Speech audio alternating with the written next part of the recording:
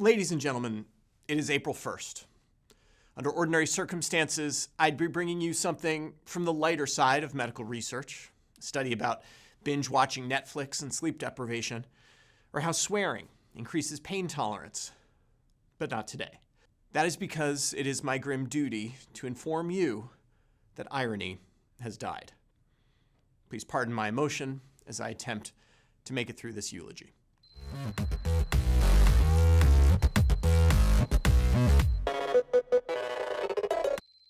Irony was born in the 5th century BCE, when Pythagoras was crushed by a falling triangle. It lived a long and productive life, gaining notoriety for developing the concept of holy wars and making millions manufacturing USA merchandise in China. No stranger to social media, irony developed both the blessed and no-filter hashtags. Irony suffered its first major health scare in 1972, when the Watergate break-in convinced many Americans that presidents committing crimes was no longer funny. Fortunately, it pulled through, as reporters discovered that Vice President Spiro Agnew's name was an anagram for grow a penis, which was hilarious. Irony continued strong into its later years, experiencing something of a resurgence as great communicator Ronald Reagan refused to use the word AIDS, and when the country turned to Bill Clinton to reset our moral compass. Irony always loved the healthcare system in the United States with its gleaming hospitals, billion-dollar proton accelerators, and 10-to-1 nursing ratios. Many of you may not know this, but Irony was actually a consultant on a project to reduce physician burnout by mandating web-based anti-burnout training conducted after hours.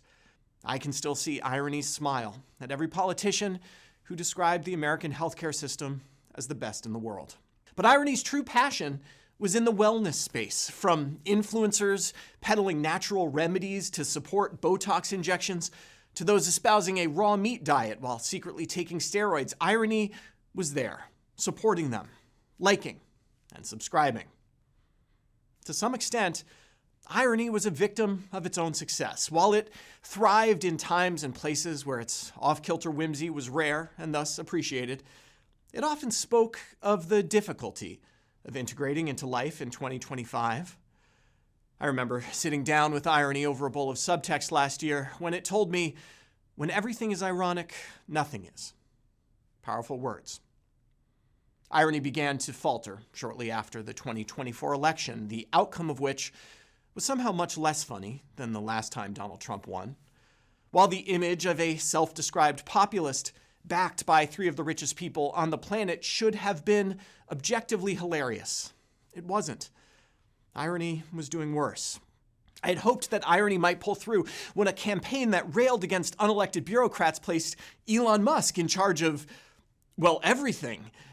But by then, Irony was already in a rough patch. Placing prominent anti-vaxxer RFK Jr. in charge of the organization that oversees all healthcare in the US perked Irony up a bit. But the reports of children being admitted to hospitals with vitamin A toxicity set Irony back again. Mass firings throughout the Department of Health and Human Services and the termination of government grants that contained a mention of the word hesitancy, diversity, or women turned out not to be so funny, and Irony lost further ground.